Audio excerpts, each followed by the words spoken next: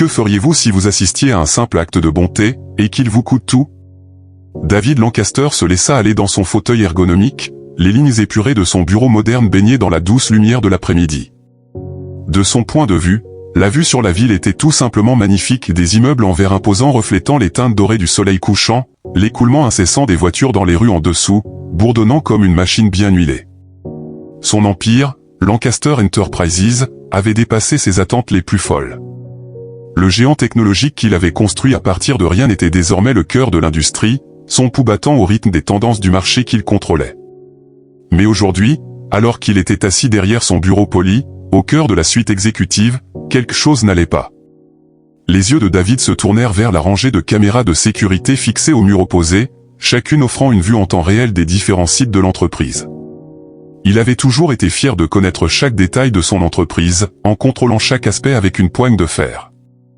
Mais ce qu'il voyait à l'écran maintenant ne faisait pas partie du plan. Le flux de la caméra montrait le coin de rue juste à l'extérieur de l'immeuble de bureau, où Sarah Blake, l'une de ses responsables intermédiaires, se tenait. La scène qui se déroulait devant ses yeux semblait être un instant suspendu dans le temps. Sarah, toujours impeccablement habillée dans la tenue professionnelle de l'entreprise, était accroupie près d'un homme âgé. Son visage était marqué par les années, ses cheveux enchevêtrés de graisse, et son corps courbé sous une couverture usée. David le reconnut immédiatement. Tom. Le vétéran sans-abri qu'on avait vu dans la ville, celui qui avait servi dans l'armée il y a des décennies, sa vie désormais réduite à une succession de luttes et de rêves déchus. David regarda Sarah tendre la main vers Tom, ses doigts saisissant délicatement un tas d'argent. Le montant semblait important, du moins selon l'estimation de David. Elle plaça l'argent dans ses mains, ses yeux remplis de quelque chose que David ne pouvait pas immédiatement identifier, de la compassion, peut-être, ou de la pitié. C'était quelque chose qu'il avait longtemps oublié de ressentir. L'image à l'écran frappa David d'une manière qu'il ne pouvait pas vraiment expliquer. C'était un éclat d'émotion qui le prit par surprise, une inquiétude, une étrange sensation de culpabilité qui rongeait les bords de son esprit. Il se pencha en avant, sa main se posant instinctivement sur la coudoir de son fauteuil alors qu'il observait l'interaction de Sarah avec Tom. Sa voix, bien que faible à travers le haut-parleur, était chaleureuse. Ce n'était pas la voix d'une responsable d'entreprise calculatrice. C'était la voix de quelqu'un qui se souciait réellement. Mais David n'était pas habitué à se soucier de telles choses. Il n'avait pas de temps pour les complexités chaotiques de la bonté humaine. Tout était une question d'efficacité, de chiffres, de profit. Et dans son monde, la charité était un luxe qu'il ne pouvait pas se permettre. Lorsque Sarah se leva et se tourna pour partir, le regard de David s'attarda sur la scène. Il voulait l'ignorer, se concentrer sur les tâches à accomplir, les rapports de revenus, les prix des actions, les acquisitions. Mais l'image de Sarah, debout là, dans le froid avec un homme sans abri devant elle, resta avec lui. C'était comme si elle avait enfreint une règle tacite, une règle que David lui-même suivait depuis des années.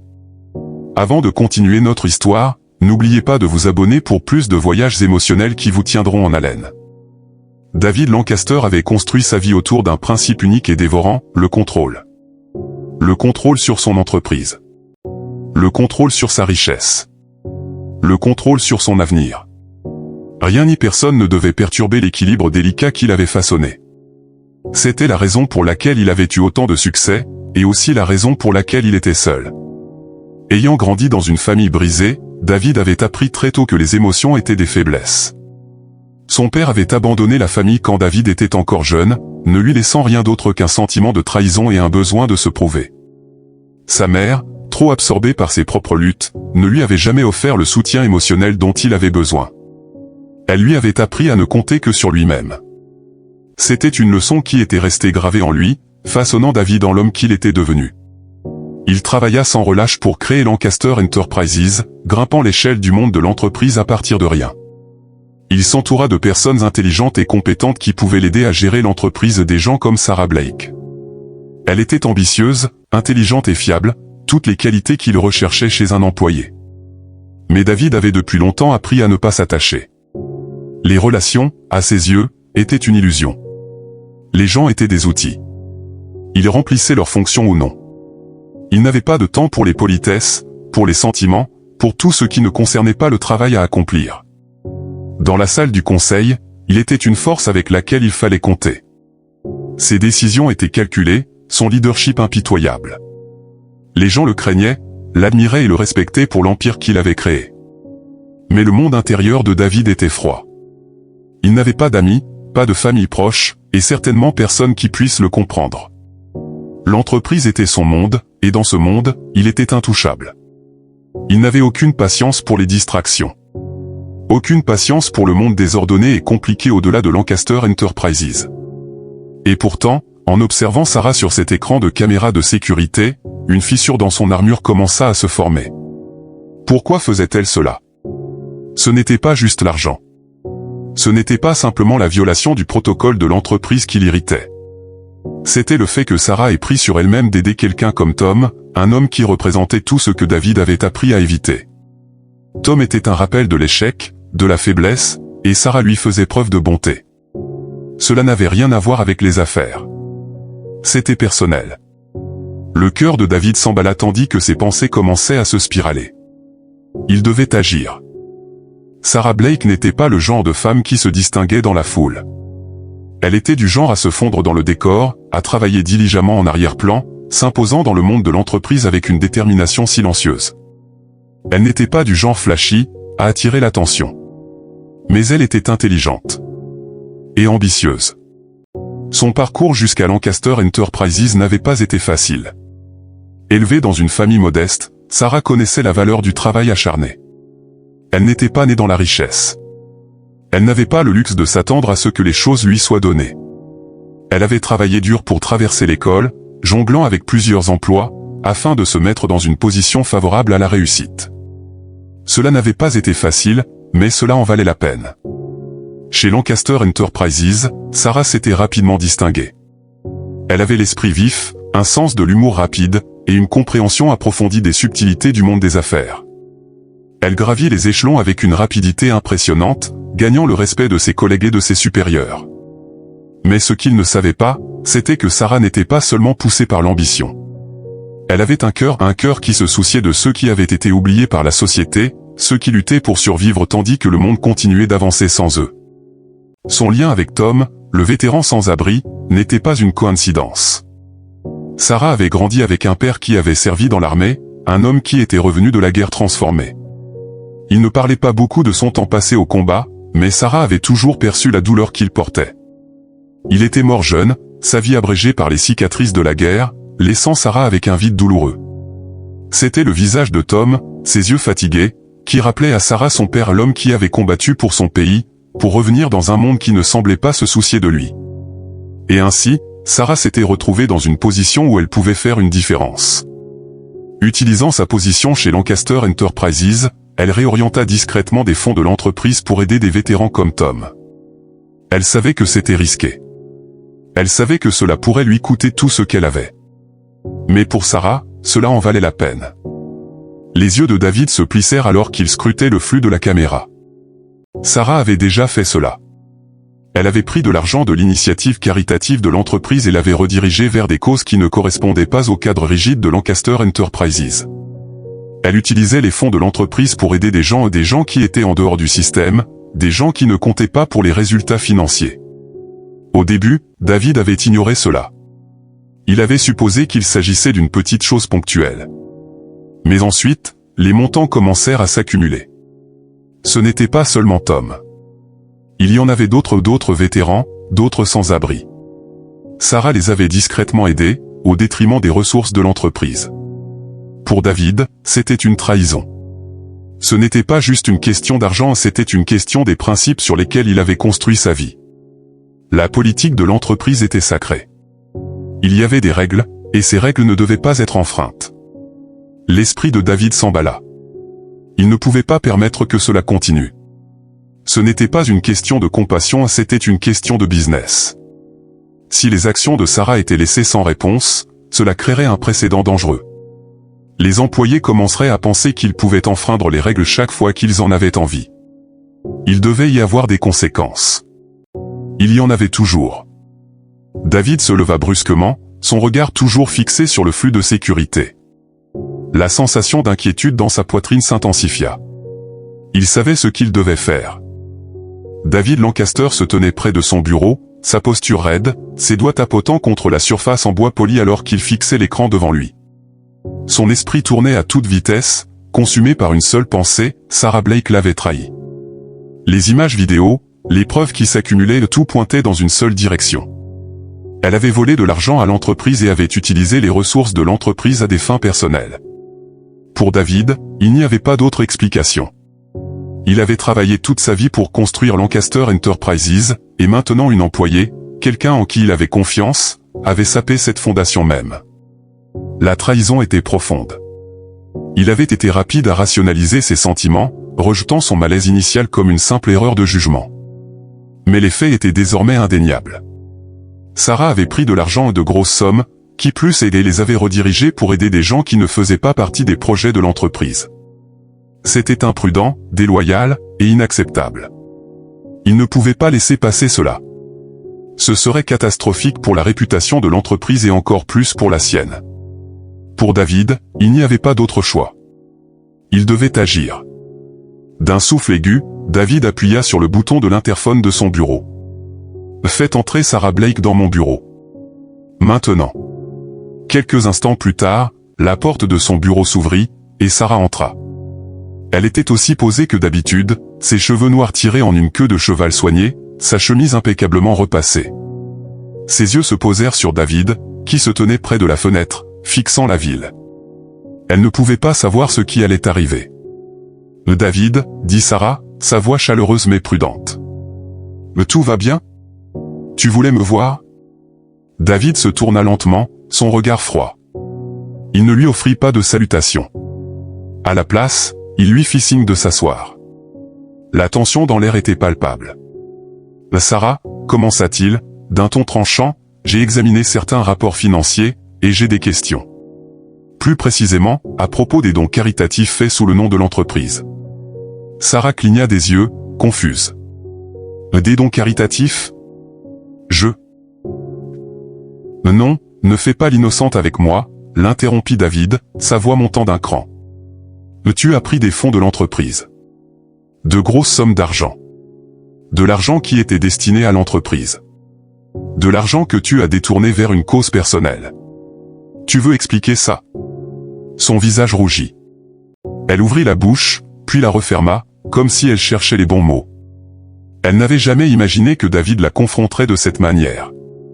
Elle avait pensé qu'elle faisait le bien, qu'elle faisait une différence, et elle avait espéré qu'il pourrait comprendre, d'une manière ou d'une autre. Mais maintenant, alors que ses yeux s'ancrent dans les siens avec un niveau de scrutation qu'elle n'avait jamais vu, tous les mots qu'elle avait préparés semblaient s'évanouir. « Je n'ai rien volé, » dit Sarah, sa voix stable malgré la panique qui bouillonnait en elle. « Je n'ai pas détourné de fonds. L'argent que j'ai utilisé faisait partie d'une initiative caritative. Je l'ai redirigé pour aider des vétérans sans abri. Des gens qui ont combattu pour ce pays mais qui ont été abandonnés, oubliés. C'était pour de la nourriture, un abri, des soins médicaux ou des choses dont ils ont désespérément besoin. » L'expression de David se durcit. « Ce n'est pas à toi de décider. Tu as pris de l'argent de cette entreprise, sans autorisation, et l'as utilisé pour une cause que tu estimes digne. C'est du vol, Sarah. » « Non, » répliqua Sarah, ses mains tremblant. « J'ai fait ce que je pensais être juste. Ces vétérans, ils n'ont plus rien. Personne ne les aide. Tu n'as aucune idée de ce que c'est d'être de l'autre côté et de voir des gens souffrir et de ne rien faire. » La mâchoire de David se contracta. « Cette entreprise ne fonctionne pas sur des émotions, Sarah. Elle fonctionne sur des politiques, des règles. Nous avons des procédures pour les dons caritatifs. Nous ne donnons pas de l'argent sur un coup de tête. Tu n'es pas la juge de ce qui est juste ou faux en ce qui concerne nos finances. » Elle secoua la tête, la frustration et la douleur obscurcissant ses pensées. Ce n'était pas un caprice, David. Ce n'était pas juste donner de l'argent. C'était pour sauver des vies, donner à ces gens une chance de vivre mieux. Ces vétérans, ils ont tout donné, et ils méritent plus qu'un simple merci. Ils méritent de vivre avec dignité. Les yeux de David brillèrent d'irritation, et il se redressa, sa voix percutante traversant la pièce. Cela concerne les affaires. Pas les émotions. Pas tes sentiments personnels pour une cause. Le fait est que tu as franchi les limites. Et je ne vais pas te laisser miner l'intégrité de cette entreprise. Sarah ressentit une sensation de vide dans son estomac alors que les mots la frappaient comme un coup physique. Elle ne comprenait pas pourquoi David, quelqu'un qu'elle avait admiré et respecté, pouvait être si aveugle au bien plus grand bien. Pour lui, tout était une question de contrôle et de maintenir un système qui n'avait aucune place pour la compassion. Je pensais que tu comprendrais, murmura Sarah, sa voix se brisant. Je pensais que tu étais un homme qui croyait en aider les gens. David fit un pas en avant, son expression se durcissant. J'aide les gens qui aident l'entreprise. Je ne gaspille pas des ressources sur des causes perdues. Tu es licenciée, Sarah. Avec effet immédiat. Les mots étaient comme de l'eau glacée jetée en plein visage. Son souffle se coupa dans sa gorge alors qu'elle restait figée, le choc de l'instant la submergeant. Licenciée. Ainsi, d'un coup. Tous ses efforts, toutes les nuits blanches, tout le travail qu'elle avait investi dans l'entreprise est disparu en un instant. Pourquoi? Pour avoir essayé de rendre le monde meilleur? Non, Sarah réussit à dire, sa voix à peine un souffle. Mais tu ne peux pas me virer juste pour avoir essayé de faire quelque chose de bien. David ne broncha pas. Son esprit était fait. L'entreprise passait avant tout, et si Sarah ne comprenait pas cela, alors elle n'avait pas sa place dans Lancaster Enterprises. Je peux, et je l'ai fait, dit-il, d'un ton final. Je n'ai pas de temps pour les gens qui mettent leurs propres idéaux au-dessus des valeurs de l'entreprise. Au revoir, Sarah. Elle le fixa un long moment, le piquant de la trahison s'enfonçant profondément dans sa poitrine. Elle voulait argumenter, plaider, lui faire comprendre. Mais cela n'avait aucun sens. La décision avait été prise, et elle avait déjà tout perdu. Son monde se délitait devant ses yeux. Sans un mot de plus, elle se tourna et marcha vers la porte, le poids de son échec la pesant comme une lourde pierre. Elle sentit ses yeux sur elle tandis qu'elle quittait le bureau, mais elle ne se retourna pas. Les pas de Sarah résonnaient dans le couloir vide alors qu'elle se dirigeait vers l'ascenseur. L'immeuble, autrefois un lieu d'ambition et de réussite, semblait désormais froid et inconnu. Elle n'arrivait pas à assimiler ce qui venait de se passer. Tout ce pourquoi elle avait travaillé, tout ce en quoi elle avait cru, avait été balayé en un seul instant. Les portes de l'ascenseur s'ouvrirent, et elle entra, ses doigts frôlant le métal froid. Elle appuya sur le bouton pour le rez-de-chaussée mais ne bougea pas lorsque l'ascenseur commença sa descente. Son esprit tournait à toute vitesse, la conversation se répétant sans cesse dans sa tête. Qu'est-ce qui avait mal tourné? Comment David, quelqu'un qu'elle respectait, quelqu'un qu'elle croyait comprendre, avait-il pu se retourner contre elle aussi complètement? Elle avait toujours su que Lancaster Enterprises était une question de profit et de pouvoir, mais elle n'avait jamais imaginé que David lui-même serait si aveugle au tableau d'ensemble. Elle avait espéré, peut-être naïvement, qu'il verrait au-delà des chiffres, au-delà des politiques, et qu'il reconnaîtrait le côté humain des choses. Mais au lieu de cela, elle avait été rejetée comme un rouage insignifiant dans une machine. L'ascenseur émit un doux carrefour lorsqu'il atteignit le rez-de-chaussée. Sarah sortit dans le hall, sa vision floue à cause des larmes qui menaçaient de couler. Elle baissait la tête en passant devant le bureau d'accueil, mais la réceptionniste ne l'arrêta pas. Elle n'en avait pas besoin. Elle savait que c'était fini. Dehors, le froid de l'air du soir la frappa au visage comme une gifle. La ville, avec ses immeubles en verre imposants et ses lumières scintillantes, semblait soudainement oppressante, distante. Elle n'appartenait plus ici. Et plus encore, elle n'était même pas sûre d'où elle appartenait maintenant. Elle avait perdu son travail. Elle avait perdu son sens de la raison. Elle avait fait tout ce qu'elle pouvait pour les gens qui lui tenaient à cœur, des gens comme Tom, comme son père. Mais au final, ce n'était pas suffisant. Le monde ne s'intéressait pas à sauver les autres. Il ne s'intéressait qu'à se préserver lui-même. Alors que Sarah partait, David retourna à son bureau, ses pensées assombries par un étrange mélange de colère et de doute. Il avait fait ce qui était nécessaire. Elle avait violé la politique de l'entreprise, et maintenant elle devait en subir les conséquences. Sa décision avait été claire. Il l'avait licenciée pour protéger l'intégrité de l'entreprise, pour maintenir le contrôle. Mais alors qu'il était seul dans le silence de son bureau, un sentiment qu'il ne pouvait pas chasser commença à le ronger. Il avait été tellement certain de ses actes, tellement convaincu qu'il faisait ce qu'il fallait. Et pourtant, alors que la silhouette de Sarah disparaissait du bâtiment, une petite voix en lui remettait en question son choix. Avait-il fait le bon choix? L'avait-il mal jugé? David se laissa aller en arrière dans son fauteuil, passant une main sur son visage. son esprit était en tourmente, sa logique se battant contre ce sentiment étrange de regret qui commençait à s'installer en lui. Sarah avait été dévouée à l'entreprise. Elle avait été loyale, travailleuse. Sa passion pour aider les autres, pour faire le bien, avait été évidente. Elle s'était mise en danger pour une cause qui, à ses yeux, comptait plus que le profit. Et pourtant, dans son monde, cela ne comptait pas. Il devait maintenir les règles, les systèmes, les politiques qui permettaient à Lancaster Enterprises de fonctionner. Tout le reste serait du chaos. Ou du moins, c'est ce qu'il se disait. Mais à mesure que le silence s'étirait, David ne pouvait ignorer le malaise qui grandissait en lui. Quelque chose avait changé. Il avait licencié Sarah, mais à quel prix? L'entreprise valait-elle vraiment la peine de sacrifier tout cela? Et pouvait-il continuer à vivre dans un monde où la compassion n'avait pas sa place? Ses mains agrippèrent les bords de son bureau alors que son esprit s'emballait. Il avait pris une décision. Mais au fond de lui, David se demandait si c'était une erreur. David Lancaster était assis à son bureau, ses doigts frappant contre la surface polie, le bruit rythmique un rappel amer des semaines qui s'étaient écoulées depuis le départ brusque de Sarah Blake de Lancaster Enterprises. Son monde, autrefois contrôlé, commençait à se défaire, et chaque jour qui passait, le poids de sa décision de la licencier devenait de plus en plus lourd. Il avait fait ce choix pour protéger les résultats financiers de son entreprise, pour maintenir le système froid et efficace qu'il avait construit. Mais maintenant, à mesure que les jours se transformaient en semaines, il ne pouvait pas se débarrasser de l'impression grandissante qu'il avait commis une erreur monumentale. Les semaines suivant le licenciement de Sarah, David s'était plongé dans le travail, s'immergeant dans des réunions, des rapports et des décisions stratégiques, essayant de laisser la situation derrière lui. Pourtant, chaque fois qu'il traversait les couloirs de Lancaster Enterprises, l'absence de Sarah était palpable. Ce n'était pas seulement le travail qu'elle avait accompli qui manquait, c'était l'esprit même qu'elle avait insufflé à l'entreprise. Les gens parlaient d'elle, et pas seulement à voix basse, comme ceux qui avaient vu les conséquences de son licenciement.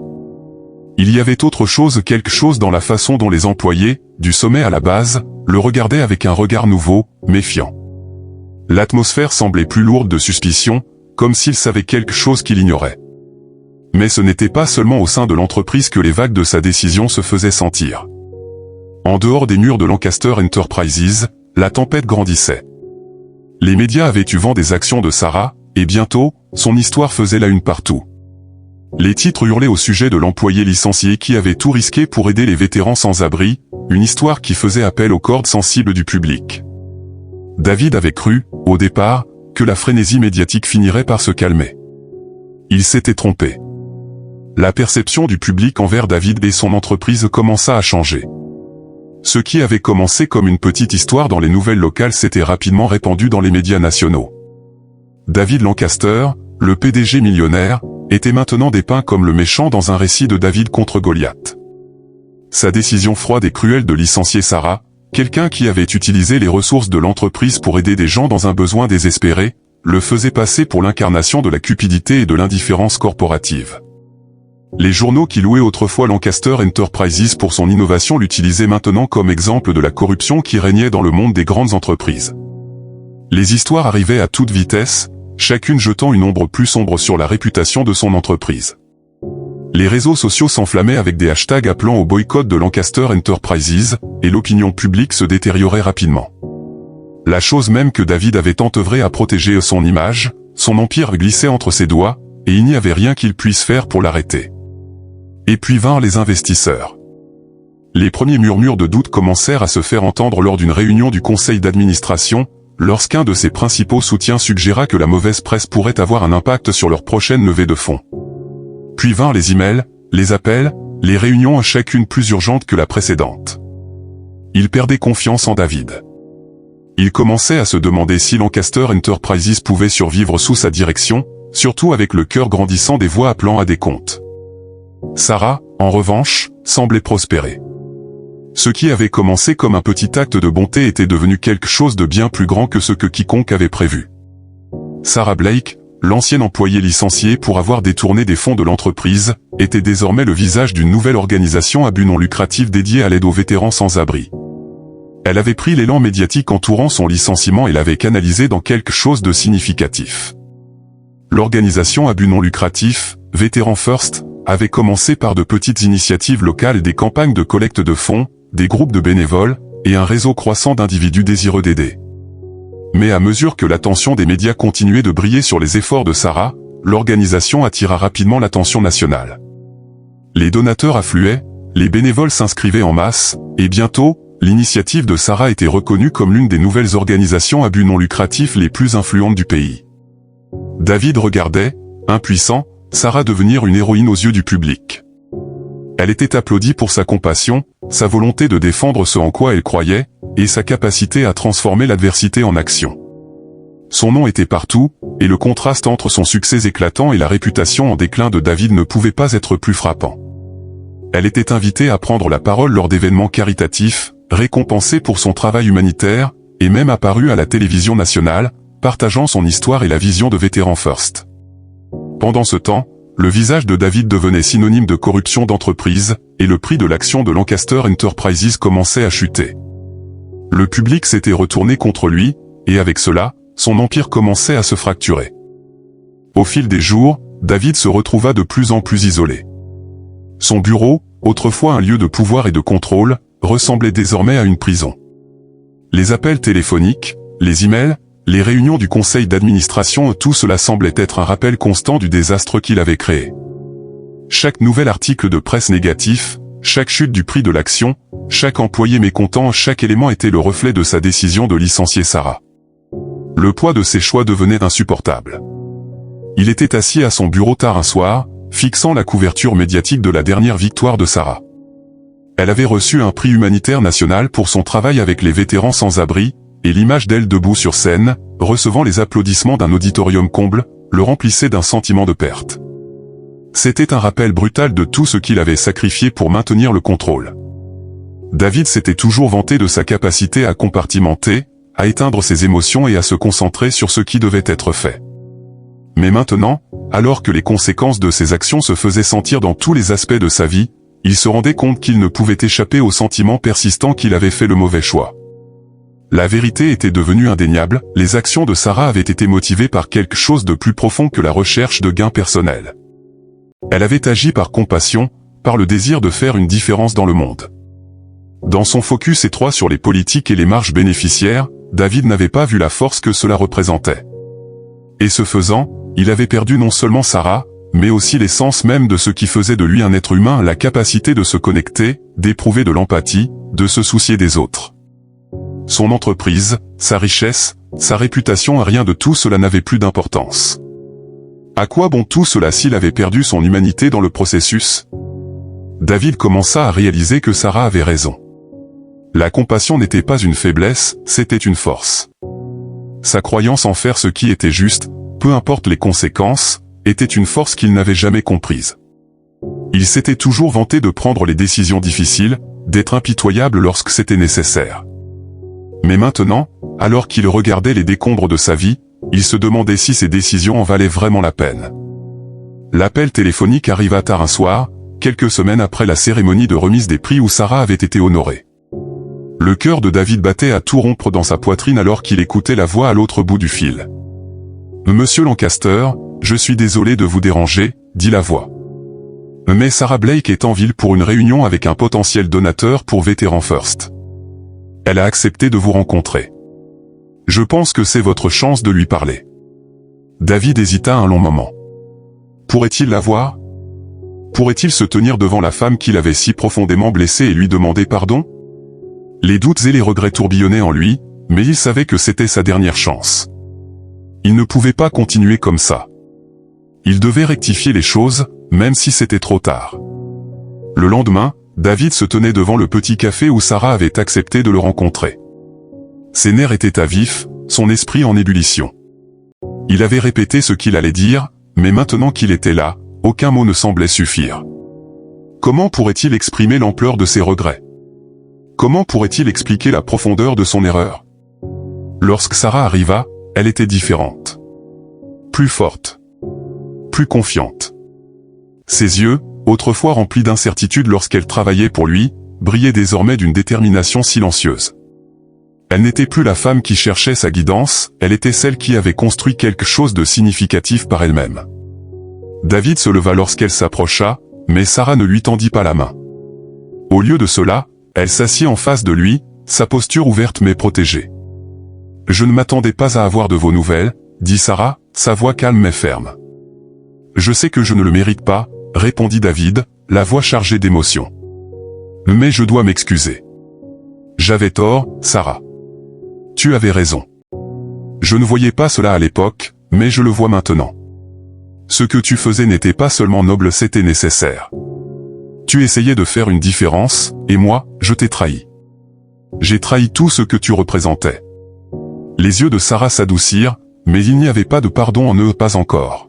« Tu as eu ta chance, David. Tu aurais pu faire une différence, mais tu as choisi le mauvais chemin. » David avala difficilement. « Je suis désolé. J'étais aveuglé par le système, par les règles. Je ne comprenais pas. Je ne comprenais pas que la compassion est une force, pas une faiblesse. » Sarah l'étudia un instant, son regard inébranlable. « Mais tu as raison. Je ne suis plus la même personne que lorsque je travaillais pour toi. J'ai construit quelque chose qui compte. Et je ne laisserai personne, surtout pas toi, me distraire de cela. » David hocha lentement la tête, le poids de ses paroles se déposant sur lui comme une lourde couverture. Elle n'était plus la femme qu'il avait licenciée. Elle était quelqu'un d'autre maintenant, et quelqu'un de plus fort, quelqu'un qui avait trouvé sa raison d'être. « Je sais que c'est trop tard, » dit David doucement, « mais si je peux t'aider. Si je peux faire quelque chose. » Sarah secoua la tête. « Mais tu ne peux pas effacer ce qui a été fait. Mais tu peux en tirer une leçon. Peut-être qu'avec le temps, tu réaliseras que les choses que tu as construites ne sont pas aussi importantes que celles que tu as perdues. » Sur ces mots, elle se leva et s'éloigna, laissant David seul à la table. Alors qu'il la regardait disparaître dans la foule, il ressentit le poids de ses regrets peser sur lui, un rappel constant du prix de ses choix. Et pour la première fois de sa vie, David comprit ce que cela signifiait de perdre véritablement quelque chose qui comptait. David Lancaster avait toujours été un homme guidé par l'ambition. Son nom était synonyme de succès, et son empire commercial, Lancaster Enterprises, représentait le sommet du travail de sa vie. Il avait toujours cru que si tout était sous son contrôle, si seulement il pouvait se concentrer sur l'entreprise, alors tout le reste se mettrait en place. Mais à mesure que son monde commençait à se défaire, il devenait douloureusement clair que sa concentration laser sur le succès avait coûté ce qu'il ne pourrait jamais contrôler, sa vie personnelle. Megan Lancaster, sa femme, avait toujours été la présence stable dans sa vie, la seule personne qui semblait indifférente à son ambition. Elle était restée à ses côtés pendant les années d'heures interminables et de sacrifices sans fin, le soutenant dans les hauts et les bas. Mais dernièrement, les choses avaient changé. La distance entre eux s'était accrue, à la fois physique et émotionnelle. Megan avait commencé à se sentir comme une ombre dans la vie de David, une spectatrice de la force puissante qu'était sa carrière. David avait toujours été un homme difficile à vivre, distant, fermé, et obsédé par la perfection. Megan avait accepté ses défauts lorsqu'il s'était marié. Elle l'avait aimé pour son ambition, pour sa volonté de construire quelque chose de significatif. Mais au fil des années, elle se retrouvait de plus en plus isolée. Elle assistait seule à des événements sociaux, passait des dîners où David était plus absorbé par son téléphone que par leurs conversations, et passait des nuits seul dans un lit vide pendant qu'il travaillait tard dans la nuit au bureau. Ce n'était pas que David n'aimait pas Megan. Il l'aimait, à sa manière. Mais son amour pour elle était enfoui sous une montagne d'égoïsme. Son besoin de contrôle, sa soif de succès, ces choses le dévoraient. Et il devenait de plus en plus clair pour Megan qu'il n'y avait plus de place pour elle dans sa vie. Le fossé entre eux s'était approfondi après l'incident avec Sarah. Megan avait toujours admiré le dévouement de Sarah à son travail et sa passion pour aider les autres, mais elle avait vu le prix que cela avait coûté à David. Sa décision de licencier Sarah, et les conséquences qui en avaient découlé, avaient creusé un fossé entre eux que ni l'un ni l'autre ne semblait capable de combler. Megan avait essayé de l'atteindre, de lui faire comprendre le coût émotionnel de ses décisions, mais David était trop ancré dans ses croyances. Un soir, après un dîner particulièrement tendu où David avait été absorbé par une crise au travail, Megan se tenait dans l'embrasure de leur chambre, les bras croisés sur la poitrine. Elle avait les yeux remplis de larmes, mais sa voix était ferme. « Je ne peux plus faire ça, David, » dit-elle doucement. « Je ne peux pas continuer à faire semblant que tout va bien quand tu n'es même pas là avec moi. Tu n'es pas là émotionnellement. Tu n'es pas présent, et je ne peux pas continuer à attendre que tu te réveilles. David l'avait regardé, un mélange de confusion et de frustration sur le visage. De quoi tu parles? Je suis là. Je pourvois à tes besoins, à ceux de cette famille. Qu'est-ce que tu veux de plus de ma part? Megan secoua la tête, la voix tremblante d'émotion. Je ne veux pas ton argent, David. Je ne veux pas ton succès. Je te veux toi. Je veux l'homme que j'ai épousé, celui qui se souciait de plus que juste les affaires. Mais il n'est plus là. Et je ne peux pas rester dans un mariage avec quelqu'un qui ne me voit même plus. David n'eut pas de réponse. Il resta figé, le poids de ses paroles l'atteignant de plein fouet. Mais il était trop tard. Megan avait déjà pris sa décision. Elle partit cette nuit-là, emportant seulement un petit sac et laissant derrière elle la vie qu'ils avaient construite ensemble. David resta dans le silence de leur maison vide, son cœur battant à tout rompre dans sa poitrine. Il avait toujours pu tout contrôler, son entreprise, ses finances, son image. Mais il ne pouvait pas contrôler cela. Il avait perdu la seule personne qui avait vraiment compté pour lui, et pour la première fois de sa vie, il se sentit totalement impuissant. Alors que Megan s'éloignait, la réalité de sa solitude le frappa de plein fouet. Il avait passé des années à bâtir son empire, mais il avait négligé la seule relation qui avait été le fondement de sa vie. Maintenant, alors que le bruit de sa voiture s'éloignait dans la nuit, il se retrouvait seul, un homme qui avait tout mais qui n'avait rien du tout.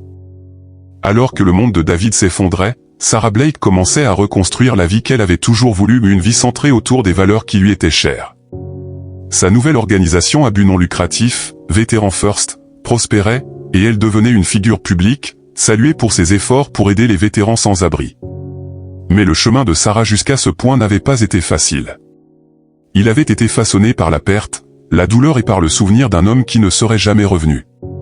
Le père de Sarah avait été un héros de guerre, quelqu'un qu'elle admirait profondément. Un soldat décoré qui avait servi au Vietnam, il était un homme de grande force et d'intégrité. Il avait toujours été son héros, la seule personne sur qui elle se sentait pouvoir compter. Quand elle était petite, elle s'assoyait à la table de la cuisine avec lui, l'écoutant attentivement lorsqu'il parlait de ses expériences, de la fraternité des soldats, des sacrifices faits au nom du devoir. Mais ces histoires étaient toujours teintées de tristesse, une tristesse que Sarah n'avait jamais complètement comprise. Lorsque Sarah n'était qu'une adolescente, son père avait été déployé pour une dernière tournée. Il était censé revenir à la maison. Il lui avait promis qu'il reviendrait. Mais la lettre arriva des semaines après sa date de retour, son père avait été tué au combat. La perte fut dévastatrice, et le monde de Sarah se brisa en un instant. Les funérailles furent floues, un enchevêtrement de visages attristés, de drapeaux drapés sur des cercueils, de mots qui ne signifiaient rien face à la douleur qu'elle ressentait. Mais ce n'était pas seulement la perte de son père qui faisait mal, c'était le sentiment d'abandon, de savoir qu'un homme qui avait servi son pays si courageusement avait été rejeté par le système même qu'il avait combattu pour protéger. Son père n'avait jamais été le même après son retour du Vietnam, et Sarah non plus. Il avait lutté contre le PTSD, avec des souvenirs qui ne s'effaçaient pas, avec un sentiment d'isolement qui le consumait. Sarah l'avait vu lutter en silence, sans jamais comprendre pleinement ce qu'il traversait. Elle avait essayé de l'aider, mais il avait été impossible d'atteindre son cœur. Le système l'avait échoué, et quand il mourut, Sarah avait juré qu'elle ferait tout ce qu'il fallait pour que d'autres ne souffrent pas du même sort. C'était pour cela qu'elle avait commencé à aider les vétérans sans abri. Il lui rappelait tellement son père et des hommes qui avaient combattu pour leur pays, seulement pour être laissés derrière, oubliés. Elle les avait vus dans les rues, et elle avait vu la même douleur dans leurs yeux que celle que son père portait. Et ainsi, elle avait fait de sa mission de les aider, de leur donner une voix, de s'assurer qu'ils n'étaient plus invisibles. Son travail avec les vétérans était personnel. C'était sa manière d'honorer la mémoire de son père, de perpétuer son héritage. C'était sa manière de guérir. À mesure que l'organisation à but non lucratif de Sarah grandissait, les murmures se multipliaient.